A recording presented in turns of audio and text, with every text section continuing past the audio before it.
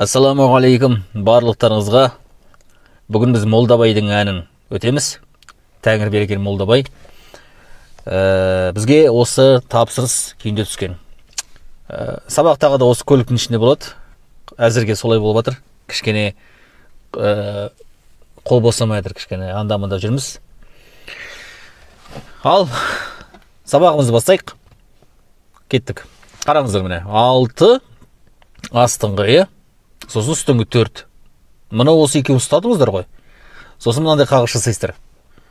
Төмен, міне. Сосын төмен жоғары, төмен жоғары. Бірақ мына төмен жоғары, одан кейін үшінші төмен кеткенде, мұны сәл кідіріс созып, соңғы жоғары тез кету керек міне. Міне осылай болады міне. Созамыз, тез. Осы қағысымыз міне 6 мен 4-те тұрып 4 рет жасалса жетеді ойлаймын. Бұл бізде кіріспесі болсын, е?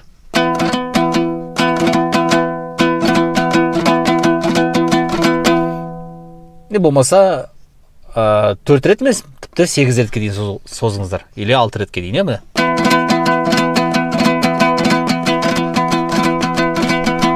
Міне 8 рет жасадық, е? Тезірек ойнайтын болсақ, сосын осы жерде уа деп кететін жер бар, басында сол айғалайтын жер бар. Мына кезде айғалайтын жерде ой деп созасыздар ғой. Жаңағы Қуандық Рақымның еге заманауи нұсқамен алатын болсақ, Қуандық Рақым орындауында шықты ғой. Бұл жерде мына о деп айғалаған жерінде былай әуенін ойнап тұрасың.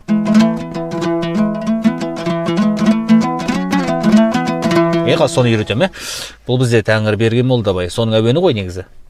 Таза о деген жерде бұл ойнап тұрады. 3, 4 ұстайсыздар үстінен.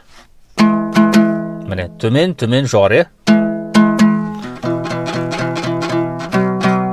Мен домбырада бір орында тұрмайды тоже. Анда-мында жүргеннен кейін настройкасы қапты. 3, 4, төмен, төмен, төмен жоғары. Одан кейін 4 астынан 4 төмен ұстайсыздар. Төмен, сосын 6. Мысалы болады, 6 жоғары кетеді.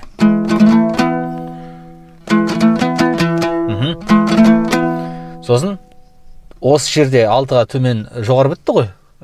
Сол жерден қайтадан төмен қағастыр 6-ға. 1 рет.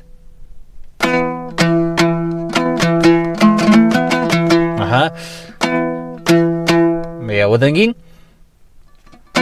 төмен қаққаннан кейін аст ашылады. Сосын жоғары 1 рет, сосын төмен 1 рет. Сонда бұлай от қосқанда бұлай болады. Біткенде төмен бітіп жатыр.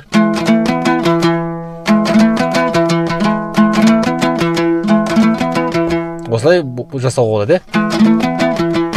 Болмаса бұлай соңын 2 ретті алма кезек бітіре салады. Енді оңай түрінде осылай үйреніңіздер. Осылай. Осылай 2 рет жасайсыздар. 1 рет. 2 рет. Қарай. Үшінші әуені үшіншіге. Дәл солай кетеміз. 3, 4. Осы жерде солай қағамыз. Төмен жоғары. 4-ке төмен, сосын 6-ға жоғары, сосын жоғары қаққаннан кейін тағы да алма кезек қағастыр, төмен жоғары, осылай. Олай. Кейін асты 8, үсті 6. Бұған бір рет төмен қағастыр.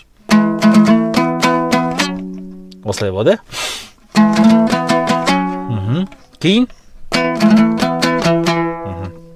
келесі әуеніміз соңғы бұл 6-дан басталды. 6-да астын ұстайсыз, үстінен 4, төмен 1 рет қағыстыр. Одан кейін 3-ке барамызды, төмен жоғары кетеді. Төмен 1 рет, сосын 3-ке төмен жоғары. Осылай болады. Одан кейін асты 4-ке барады. Төмен 6 барасыздар, жоғары кетеді.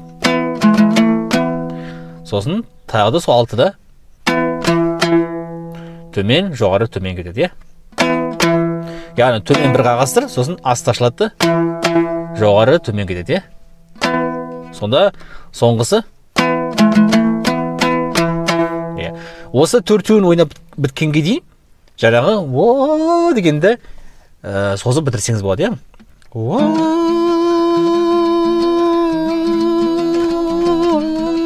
мысалы біреулер созылып тұрса, біреулер сөйтіп созып тұрып мынаны ойнай алады.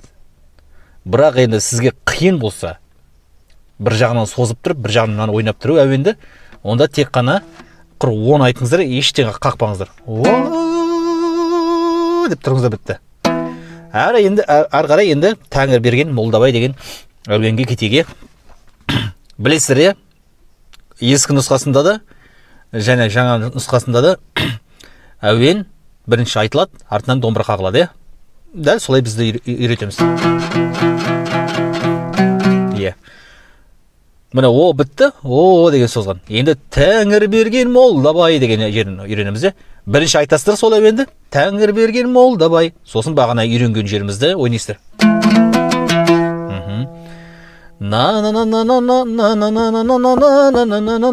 Деп осы екінші жолын айтып аласыздар.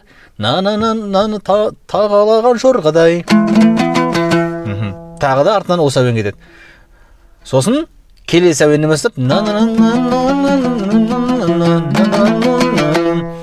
келесі әуеннен бастап әуеніңізді айтқан кезде домбыраңызды қосуға болады уже. Сосын деп бір айтасыз да өзімен бірге, артынан қайрадан соны әуенін қайталап ойнайсыз. Ол түсінікті шығар, куплеттен солай кете береді. Сізге қалай ыңғайлы болғанға қарай. Мысалы, бағанағы үйренген жеріміздің барлығы осы куплетте ойналады. Ең бастысы әрі қарай сіздің фантазияңыз. Мына өзі қосасыз ба ананы, әлде қоспайсыз ба? Бұл өзіңізге арасы. Каждый детальді мен көрсетпей қойын. Өйткені ән өте ұзақ. Әр куплетке тоқтайтын болса, онда созылып кетеді бейнеміз. Главное, мен әуенін үйреттім. Куплет үйренді. Әрі қарай фантазия сіздікі. Енді қайырмасы на деген жер.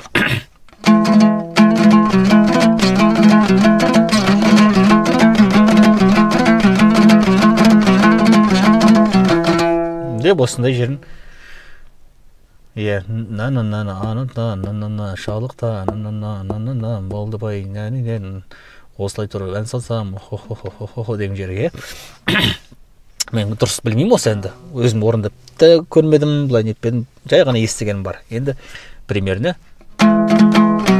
қайырмасы бұл 3-4 бағанағы жерін ұстаймыз, куплет басылған жерден.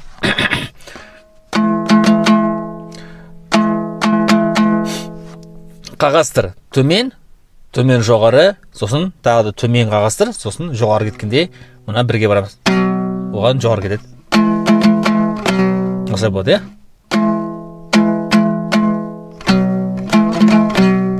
Одан кейін бұған енді алма кезек қағыз.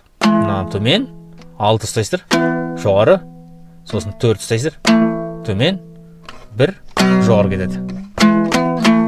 Осылай болады, алма кезек. Енді осыны қосайық.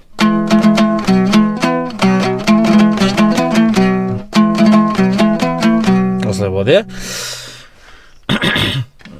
Және қайырмасы қалай еді?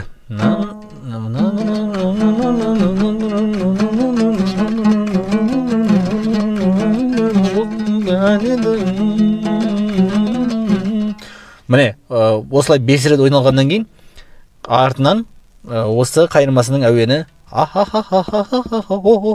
деп секіртіп ойналатын жері бар.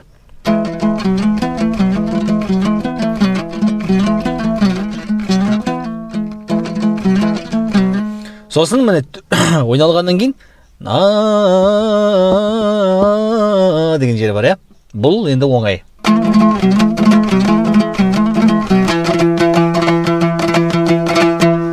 Ұстаймыз. 3, 4. Домбырада өзі. 3, 4 ұстаймыз. Төмен, төмен жоғары, сосын тағы да төмен. міне осылай. Бірге келгенде жоғары кетеді. Міне осы әуеніміз. Бізде төрт рет ойналады. Төрт рет ойналды. Сосын үсті төртке барады. Бағанаға басындағы үйреткен ең бірінші қағысымыз сол ойналады. Бағана басында біз 8 ретке апардық қой. Мұнда 4 ретке жетеді бітірген кезде. Тоқтап қаламыз да. Деп қайырдан екінші шумағын ойнап кетесіздер, е? Болды, міне бұл қарапайым нұсқасы енді. Осыған қарап әрі қарай үйреніп кетесіздер деп ойлаймын. Бәрін дұрыс түсіндірген сияқтымын, енді білмеймін. Үйреніп кететін адамдар дұрыстап қолыма қарап тұрса үйреніп кетеді, е?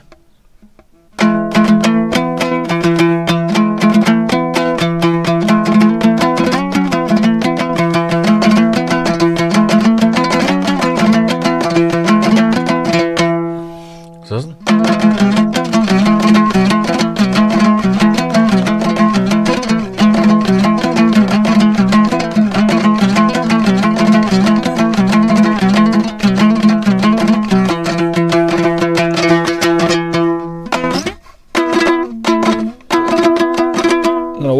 деген жері. Егер сіз әуенмен ойнайтын болсаңыздар, онда мына соңғы бізде 9-11-ші перне. Жараспайды бірақ. Жараспайды. Негізінде дегенде мына ойнап тұрған күшті. Осылай, егер оған келтіре алсаңыздар, әдемі болар еді. Ондай кезде бар ғой, айтайын ба, өзіңіз ойнап атып шатасып кетпес үшін, онда жаныңызға адам дуэт алған жақсы да, сіз ол адам айғайлайды, сіз жаңа әуен ойнап тұрсыз.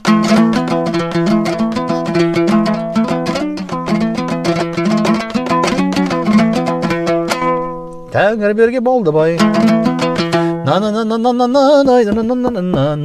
Жорғадай. Солай кете бересіз, е? Жақсы, осымен сабағымыз бітті. Келесі кездескенше аманшылықта болайық. Ассаламу алейкум.